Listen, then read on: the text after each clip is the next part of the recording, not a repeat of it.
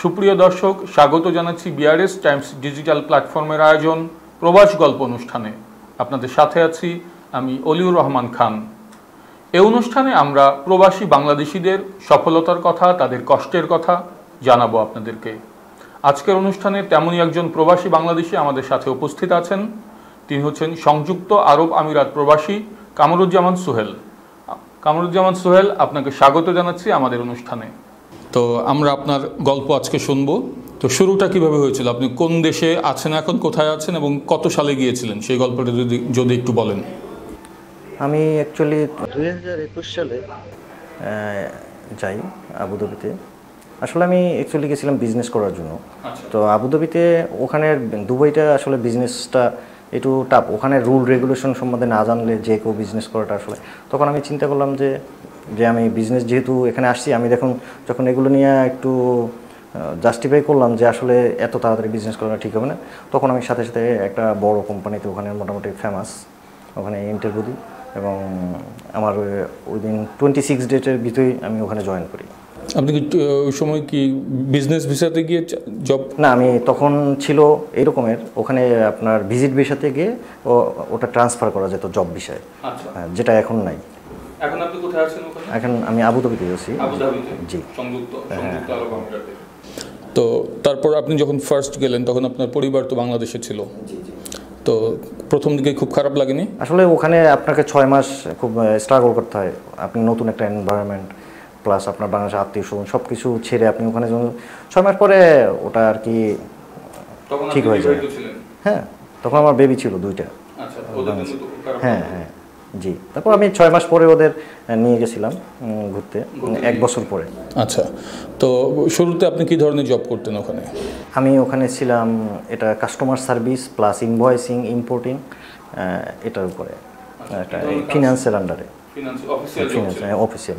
ওখানে তো প্রবাসী বাংলাদেশি অনেক কনস্ট্রাকশনে কাজ করে শ্রমিকরা, তাদের তো দেখেছেন আপনি কাছ থেকে। আসলে যারা কনস্ট্রাকশন, তাদের আসলে অনেক সো টাফ ওখানে দিনের বেলা কাজ করাটা, এত গরম, ওরা অনেক স্ট্রাগল করে সবাই।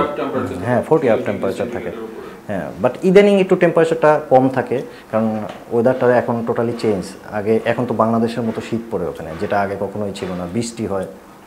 আচ্ছা, তো যারা প্রবাসী আপনারা আছেন ওখানকার কমিউনিটি সম্বন্ধে একটু বলবেন, মানে বাংলাদেশি কমিউনিটি, বাংলাদেশিদের কেমন আছে ওখানে? হ্যাঁ, আছে কমিউনিটি বলতে আসলে কি, এটা কমিউনিটির বিভিন্ন টাইপের অনুষ্ঠান হয়, বিভিন্ন এক একজনে এক একটা সংস্থা আছে। হ্যাঁ, জেলা সমিতি আছে বিভিন্ন এরকমের, জাস্ট ওই আন্ডারে। আমি কিছু বরিশাল সমিতি আছে, আমি 2বার গেছিলাম। হ্যাঁ, বরিশাল। তো আমি 2বার গেছিলাম। তারপর এম্বাসির যেমন বিভিন্ন অনুষ্ঠানে আমি গেছিলাম এম্বাসি থেকে। মোটামুটি আমার ওখানে এম্বাসিতেও লোকজন আছে পরিচিত, আমার ফ্রেন্ড সার্কেল আছে। আচ্ছা, আপনারা তো আমাদের এখন হচ্ছে বড় একটা প্রাণ, কারণ আপনাদের বৈদেশিক মুদ্রা আমরা বাংলাদেশে আনার পর আমরা কিন্তু আমাদের রিজার্ভ বাড়ছে। তো আপনারা যে ওখান থেকে টাকা পাঠাতেন দেশে, তো সেই অভিজ্ঞতা একটু বলবেন। আসলে ওখানে ম্যাক্সিমাম লোক আগে টাকা পাঠাইতো বিকাশের মাধ্যমে, ইদানিং এটা একটু কমে গেছে। বা হুন্ডি, এটা খুব প্রচলন ছিল 2-1 টাকা বেশির জন্য। যেমন আমি সবাইকে, এটা আমার অফিসের সবাইকেই আমি উদ্বুদ্ধ করছি, বলা যায় যে না, এটা টোটালি রং। যেমন আমি বলছি তোমরা ট্যাপে পাঠাও, ট্যাপ যেটা ওয়ার্ল্ড ওয়াইড, যে এটা পাঠাইলেও রেভিডেন্স হিসেবে ঢুকে বাংলাদেশে। তো আমি বলছি তুমি 2 টাকার জন্য বাংলাদেশের এত বড়, তুমি একজন করে চেঞ্জ হই আমরা এভাবে করে। আমার অফিসে কিন্তু এখন সবাই বাঙালি যারা আছে ম্যাক্সিমাম সব লোকই এখন ইনশাল্লাহ ব্যাংকের মাধ্যমে পাঠায়, কেউ ট্যাপে পাঠায়, আমার কাছেই এসে টাকা পাঠানোর জন্য আমার অ্যাকাউন্টে ঢুকে আমি পাঠাই দিই। ঠিক আছে, দেখা যায় ও রেভিডেন্সটা পায়, বিকাশে তো ওটা পায় না।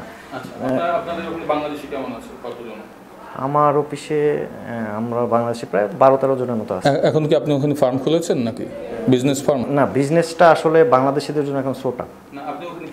আমি ওখানে ওই যে বর্তমানে একটা কোম্পানিতে আছি ফিনান্স ডিভিশনে।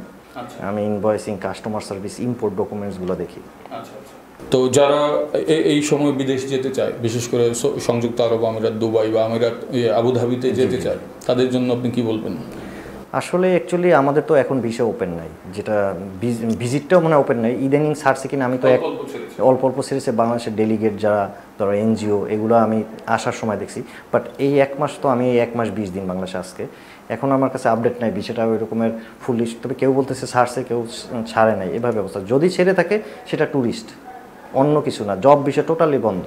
এবং বাংলাদেশিদের এখন আমরা যেমন জবও চেঞ্জ করতে পারতেছি না, আমরা কিন্তু কোম্পানি ট্রান্সফার করতে পারতেছি না, ইচ্ছা করলে আমি অপরচুনিটি থাকলেও যেতে পারতেছি না, ট্রান্সফারও বন্ধ টোটালি। তো ওখানে বাংলাদেশিরা এখন মানে কি ধরনের প্রতিবন্ধকতার শিকার হয়, কি ধরনের বাধা পায় প্রথমে যাওয়ার পর? আসলে এখন যাওয়ার পর হয়েছে কি, যেমন দুবাইয়ের জব লেভেলটা, জব সিস্টেমটা টোটালি অন্যান্য কান্ট্রির সাথে, আরব কান্ট্রির সাথে ডিফারেন্ট একটু। ওখানে আপনার যাওয়ার পরে জব সার্চ করতে হয়। আপনি এখান থেকে জব নিয়ে যাওয়ার অপশন নেই, সেটা বন্ধ বাংলাদেশের জন্য। আগে যেমন ছিল গভর্নমেন্ট টু গভর্নমেন্ট, হ্যাঁ, বা এটা একজন ওখান থেকে একটা কোম্পানির আন্ডারে ভিসা নিয়ে আসতো 20টা 50টা, এটা টোটালি এখন অফ আছে। খুব মানে এটা একবারে রেয়ার, খুব কম হচ্ছে। ওখানে ওই সংযুক্ত আরব আমিরাত তো আসলে গণতান্ত্রিক দেশ না, তো ওখানে আপনাদের বাংলাদেশিরা তো একটু মিছিল টিছিল করতে যায়। এটা আসলে ওদের দেশের যে রুল, ওদের রুল রেগুলেশনে, যেহেতু ওরা রাজতন্ত্র, এখানে টোটালি মিছিল মিটিং, কোনো রাস্তায় গ্যাদারিং, আপনি কোনো প্রতিবন্ধকতা তৈরি করতে পারবেন না কোথাও। এটা করলে ওদের এটা আইনের পরিপন্থী এবং আপনাকে এটার পানিশমেন্ট দিতেই হবে। আর ওখানে রুলটা এরকমের যে আমি পরিচিত একজন চিনি, উনি বিচারপতি, ওনার গাড়িতে ফাইন হইলেও সাথে সাথে পে করতে হয়। এটা এইরকমের একটা রুল। ওই কান্ট্রিটা আপনার আইনের কোনো ছাড় নাই, সে যেই হোক। তো ওখানে তো সংযুক্ত আরব আমিরাতে কি অবৈধ পথে গিয়ে কেউ থেকে যায়? আসলে ওখানে অবৈধ পথে ঢোকার ওই রকমের অপশন খুবই, হ্যাঁ টুরিস্ট, হ্যাঁ থাকে, অনেকেই পলাই থাকে, মানে পালিয়ে থাকে যেটা বলা যায়। তো আপনি ধরা খেলে আপনাকে সেটা পানিশমেন্ট খেতে হবে এই। তবে ওখানে অপশনটা খুব কম থাকার। তো ওখানে তো আমরা দেখতে পাই যে ভাষা একটা প্রতিবন্ধকতা, আপনাদের হয়তো আরবি ভাষা শিখতে হয় ওখানে গিয়ে। হ্যাঁ, এটা হয়েছে কি, যারা আরবি ভাষাটা লাগে আরবিদের সাথে কাজ করে, যেমন আমার ম্যাক্সিমাম যারা আরবি আছে ওরা সব যেমন ইংলিশ মিডিয়াম থেকে, প্রত্যেকে ভালো ভালো বাইরে থেকে পড়া, ও আমার এই জন্য সমস্যা না। আমি আরবিদের সাথেও ইংলিশে কথা বলি, বাইরের অন্য কান্ট্রির ম্যাক্সিমাম অনেক কান্ট্রির লোক আছে। আমার কোম্পানিটা অনেক পুরনো, ওখানে বড় কোম্পানি, ইউএর মোটামুটি সবাই চিনে। তো আমার আর কি ইংলিশই চলে যাচ্ছে, আমার আরবিটার দরকার হয় না। আর যারা আসলে যেমন বিভিন্ন শপে বিভিন্ন আরবিদের আন্ডারে কাজ করে, ওইখানে আপনার আরবিটার খুবই দরকার এবং আপনি তাহলে আপনার জন্য অনেক ফ্যাসিলিটিটা পাওয়া যায় বিভিন্ন টাইপের। বাংলাদেশ থেকে যারা যাবে ভবিষ্যতে আবার ভিসা খুললে, তাদের প্রতি আপনার উপদেশ কী থাকবে বা সাজেশন কী থাকবে, যে ভাষা শিখে যাওয়া উচিত? আরবিটা, ইংলিশটা তো আপনার এটা মাস্ট, ওখানে আপনার জানতেই হবে। যেমন ওখানে আপনি একটা নর্মাল শপেও আপনাকে সফটওয়্যারের মাধ্যমে বেচা কিনে হয়, আপনার কম্পিউটারে বিল তৈরি করতে হয়, সেক্ষেত্রে আপনার কম্পিউটার আপনাকে অ্যাট ফার্স্ট জানতে হবে। তারপর আপনার ইংলিশটা টুকটাক জানলেই চলে, যারা বিভিন্ন এটা কিন্তু। আর আরবিটা জানলে আপনার জন্য অনেক জায়গায় সুবিধা, মানে ফ্যাসিলিটিটা একটু ভালো পাওয়া যায় বিভিন্ন জায়গায়। আরবি জানলে এটা মানে ওদের তো মাদার ল্যাঙ্গুয়েজ আরবি, সেক্ষেত্রে খুবই দরকার আরবিটা। দুবাই তো এখন একটা হাব, সংযুক্ত আরব আমিরাত একটি শহর দুবাই। তো দুবাই বা সংযুক্ত আরব আমিরাত এত উন্নত হলো, বাংলাদেশ 1970 সালে যেরকম ছিল, সংযুক্ত আরব আমিরাত প্রায় এরকমই ছিল। তো ওরা যে এত উন্নত হলে পেছনে কী কারণ বলে মনে করেন আপনি?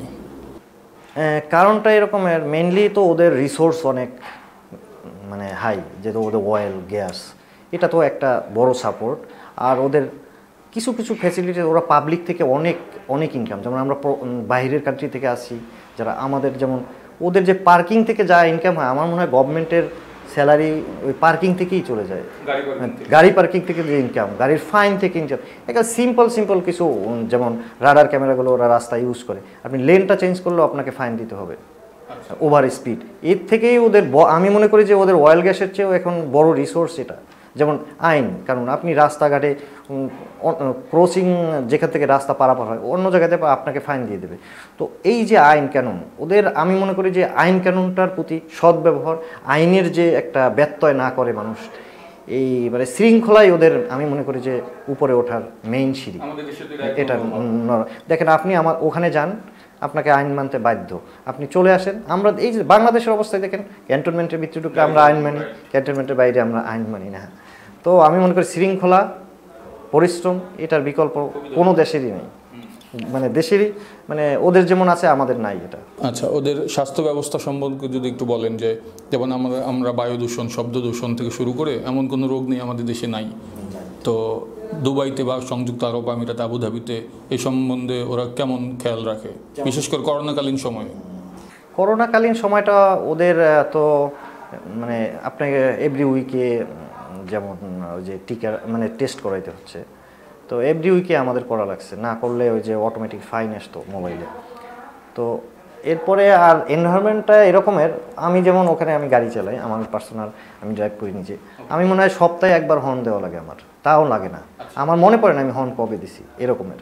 তো ওরা এগুলো নিয়ে খুব স্ট্রিক্ট এনভায়রনমেন্ট ওদের। তো আর হইলো যে ওদের সিটিগুলো না, আপনি দেখবেন মানে সি থেকে বাতাসটা যেন ঢুকতে পারে, রাস্তাগুলো সেভাবে ওরা মানে মেনটেন করে, মানে সোজা একবারে স্ট্রেট, যেন বাতাসটা শহর থেকে বের হয়ে যেতে পারে এরকমের।